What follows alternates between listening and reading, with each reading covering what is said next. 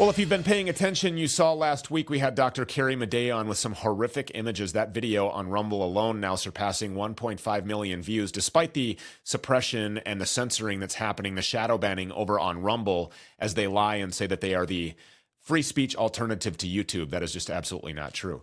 But what you are about to see now, these are images that have never yet been reported on, that have not been widely shown or anywhere that I'm aware of, specifically here in the United States, and they come from Dr. Zandre Botha. She's a PhD in alternative medicine. She holds a diploma in integrative medicine and is a certified live and dry blood analyst. She uses advanced microscopic techniques to analyze her patients' medical ailments, and more of her patients have post-COVID vaccine illnesses.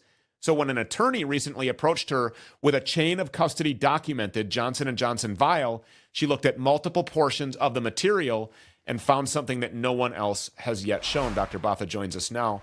Thank you so much for coming. We appreciate this. You're most welcome. Thank you for your show. Of course. So can you walk us through what you found that shocked you? What was the most surprising thing that you saw when you were examining these vials and their contents? I think just to put the vials into context, I am just going to go through a couple of slides just explaining the blood and the patterns that I've been seeing in the patients coming in, which prompted me to start to keep records. So on the first slide that the viewers are seeing, this is a patient that came in seeking medical attention before the vaccine. We treated her, and afterwards, this is what her blood looked like. So a couple of months later, she was very happy and feeling much better, and her blood was showing perfect, round red blood cells, beautiful neutrophil that is your white blood cell fighting cancer and viruses. And she was just feeling great. And then we didn't see her because she was doing so wonderful. And then after a couple of months, she made another appointment with me. She was insisting on an appointment because she was very short of breath. She wasn't feeling her best. And when she came in and I looked at her blood after the vaccine, so she told me she had the vaccine, and this is what her blood looked like afterwards. So it was quite shocking to see a patient with completely normal, healthy blood come in after a couple of months, and we see this very severe stacked rouleau. So it's a very dangerous form of rouleau. It's not just a normal rouleau where there's no oxygen. These red blood cells cannot function at all. If you would understand that the capillaries and the little arteries are 4 micron in diameter, red blood cells have to actually single file to get into those capillaries. You're talking myocardial problems, intravascular blood clotting. So there's no oxygen that can actually reach the small arteries in the brain and in the heart. So I was very shocked to see this. And she wasn't the only one. I started to see severe these weird structures in patients who had the jab. And again, the red blood cells are so deformed, you can't even, make head or tail of it. I've never seen that before. So when you're talking about these weird structures, are you referring to these round black disc looking things? That I didn't see in the blood per se, but I saw black structures in the blood because there's 2 techniques that I use, and that's why you'll see discs in the one technique and you won't really see it in the blood because we use a cover slip to cover the blood. So it basically presses down the sample, where when I looked at the vials, I used a different technique, and I will explain that briefly when we get there. So I started to see these very strange structures, which I won't explain. Again, just the rouleau, I thought they were just crystals, uric acid crystals, but they did not resemble it completely. And I found this in every single vaccinated person with symptoms. And then I was so startled, yeah. So in this picture, we could see these black matter, and I found that in every single patient who had the vaccine. This was done at a 400 times magnification. And the next one is also, this was done at a higher magnification. I think this was about a 1,600 magnification. And then the lawyer approached me, like you mentioned, and she brought me a vial, because I don't do that type of injections with my patients. And when I looked at the vial, I was so shocked, because what I was finding in my patient's blood, I actually saw in the vial as well. And here on the next picture, I mean, if you can, compare the two, you can see it's exactly the same structure. So that I found in the vial. And this I also used by covering it with a cover slip. So it's basically, a normal slide, your microscope slides, and then I just covered it with a tiny cover slip. So this is how I got these images. And just for other scientists and doctors maybe watching, this is probably the technique that they use, because this is how we get taught. Just to mention that I'm not a particle expert at all. I'm not a biochemist. I don't know what I'm looking at. I'm just reporting what I'm seeing. Well, And we would definitely it would be advantageous if somebody would come forward who has that expertise. But what you're seeing here appears to be this round black disc with metal connectors. So what kind of feedback have you gotten from other experts with whom you have shared this? So a lot of the other structures that I've been showing was done by using this technique. And when I shared it with a couple of other experts, I think because they haven't used this technique, they are not kind of seeing this. But yeah, nobody has really come out forward and saying, yes, this is what it is. Everybody agrees that it's not natural. It's too structured to be anything biological. So I think that's the consensus. But I have not gotten, a 100%. Nobody's really come out and said, yes, this is what it is. There's some speculation, but I don't like to speculate at all. But these were self-assembling. I have a video of it, which I didn't share now with your viewers, but they were self-assembling, which was very strange. And so I did one at a lower magnification, and then I did one at a higher magnification. And now we're looking at the discs. And really, if anyone can explain what this is, and this I did by not covering the vial. I actually just put a droplet and I put it under my microscope without covering it. And I think that's when maybe other people will start to see these type of structures as well. People doing microscopy will maybe be able to also see these same things.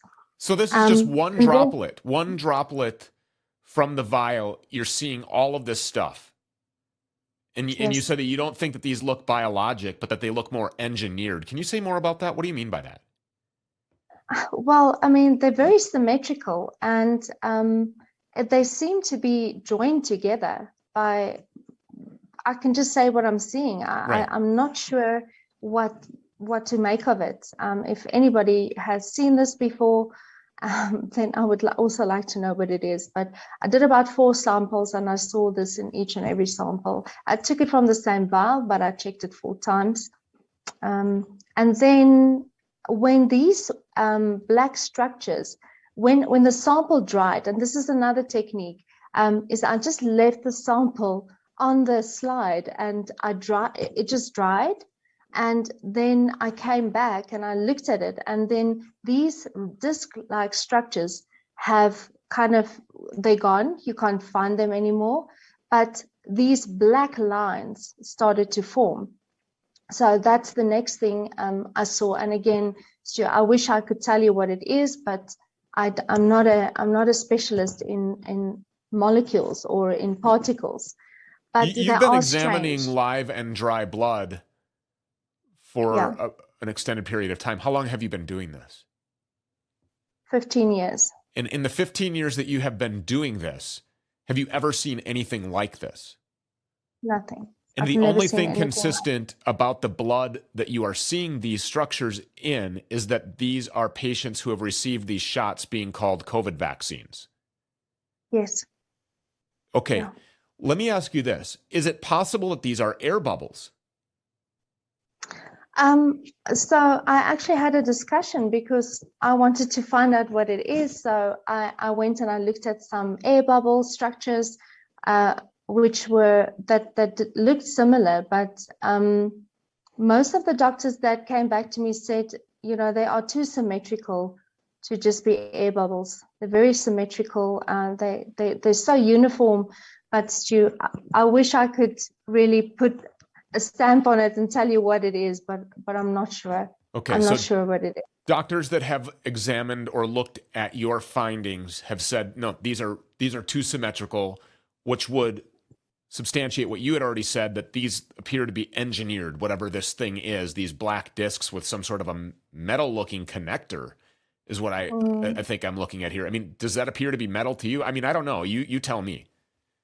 Well, when I did the dark field, these particles did reflect. So I'm not sure what to make of it because they are reflective, and I can just in layman's terms say they look engineered to me. If I'm not sure. You've seen I'm air not bubbles before. sure.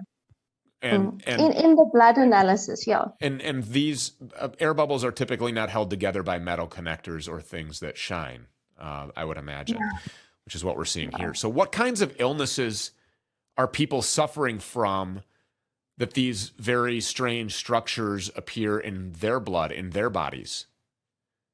I see severe thrombosis, severe embolisms and water retention, cognitive issues, lots of cognitive issues, everything from memory loss to depression. I see patients with blood clots confirmed by an ultrasound, just lots of pain at the injection site, loss of movement from that arm that it was injected, severe headaches lasting longer than 8 weeks, and lots of mobility and pain, nerve pain. People have been experiencing shortness of breath, but then when I look at the bloods, I understand why there is shortness of breath, because the red blood cells cannot transport oxygen when they look like that. And even when I put the oximeter on to test their oxygen saturation, it's low, it's at 89. I mean, so it's not just looking at the blood, there's a physical manifestation of the symptoms. So these people have low oxygen. Very well, there's low oxygen, there is blood clotting, there's red blood cell aggregation, there's non-viable white blood cells, so the immunity cannot respond the way it should to viruses and bacteria and infections. Which might explain these breakthrough cases or this Delta variant, where all of these COVID patients seem to be those who are, quote, fully vaccinated. No, they're injured by these shots is what they are. I do agree with that. I would like to, maybe if you can just show the viewers, these black structures are not the only structures that I saw. When the sample dried and I looked at it again, I found these strange square-like discs as well, and they were definitely reflective, and they had a very specific structure. So I was, like Dr. Kerry Madej, when I watched her interview, and she said, I cry. I do the same. I cry when I see these things. I cry when I see these patients. Just today, I was just seeing patients who had, vaccine injury. They're being told it's not from that, and they're planning to take their children for the vaccine. And I just do my utmost best and say, please, please don't take your children for this. Because I see those patients. I'm not removed. I'm not a scientist that's just reporting. I've got to deal with these patients that are being ignored. They're not getting medical help the way they should. They're being told they got a placebo effect. I mean, I'm seeing a patient tomorrow. He had 8 heart attacks in 5 hours after he was chosen to be one of the, the rollout vaccine kind of guinea pigs. And I mean, he's been in hospital since March. He couldn't get he had to have a triple bypass. He couldn't go in because he was testing positive for COVID all the time. He spent months in ICU, and he's coming to me tomorrow because he's not feeling well. He's still fighting for his life, and I hope I can help him. I pray that you can help him as well. That's awful. Thank you. So we've talked about shedding. We've talked about transmission. We've talked about people who are not injected, being around inoculated people and actually feeling symptomatic in a lot of different ways. What about actually after handling this material? Did you experience any kind of ill side effects after being around this exposed material? Yeah, interesting. I do. I don't feel well, and I actually spoke to other doctors, and one doctor also said to me, you know what, I was in surgery for 2 hours, and I saw about 7 patients, and I wasn't feeling great. Then the next day I was seeing a lot of patients as well. And then I asked my receptionist to actually phone those patients and ask them if they had the injection. So, because we had similar symptoms, like a weird sensation in my brain. It felt like it was almost shaking, vibrating. I had anxiety, which I don't normally experience. I'm a very logical person. So, I rationalize stuff and then I get over it.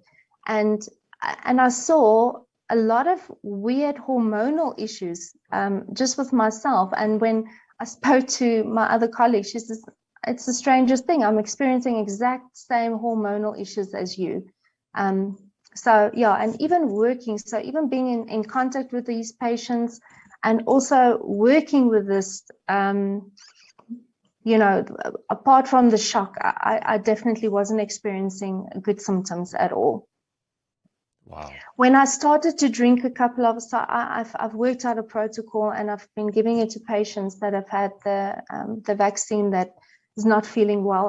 I need to stop calling it a vaccine, I know. And when I started to drink those things like the NAC, the glutathione, I'm drinking zeolite, I'm doing molecular hydrogen, ozone therapy, then I started to feel better.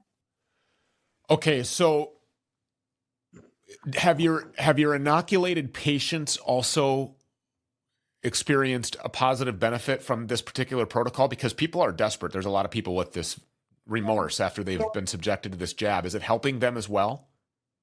It is helping them as well. So people have been coming in, the headaches have been getting better, blood clotting is also better. So I do also give something for blood clotting depending on their symptoms. If it's more cognitive stuff, then I focus on that.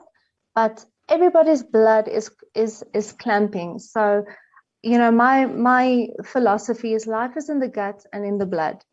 And Stu, I know you also love God and you serve God. And my first thing is that I say to my patients, when you repent, when you say, God, I'm sorry, I didn't know, I was deceived, come help me. He's faithful and he will do that. And then we do the treatments as well. Yeah, God is probably really the only treatment that all of us have right now for any symptom, whether it's due to an injection or not. I just received a text actually from a personal friend of mine who's aware that I have this show. He said, my aunt is in the hospital, 3rd round of vaccine shots, struggling with the quote corona effect. Will you refresh my memory on, let's say, the top 3 things one can do to reverse or fight the vaccine symptoms? My short-term memory is horrible, and I don't have time to look into my research because I'm in a skid loader right now. So can you email over to me that protocol, that concoction, those things that you have so that I can make them available to the Stu Peters Show viewers at stupeters.tv? 100%. And can they also find this on your website at drzandrebatha.com? I'll have to put it on there so that people can order it. But I know, it's all over the world. So I'm going to give the main remedies. Some you will probably not find everywhere, but these things are working. Okay. And they are readily available. So no need to buy it from us. You can try and find it in the local country that you are. Great. And we'll put those things at stupeters.tv immediately following this interview. Dr. Batha, thank you so much for your bravery and for reporting this. And we need to find an expert that can now take your findings and opine on specifically, what is this? What is this that we are looking at? So if there's any experts out there watching this, we want to hear from you. God bless you. And thank you so much for your bravery. God bless you. You are so welcome. Amazing and horrific, never before seen images that are provided by Dr. Zandre Botha. We will put those things that help her injected patients at stewpeters.tv. So if you're watching this on any other platform, go to stewpeters.tv, look for this interview in the description below. That will be there.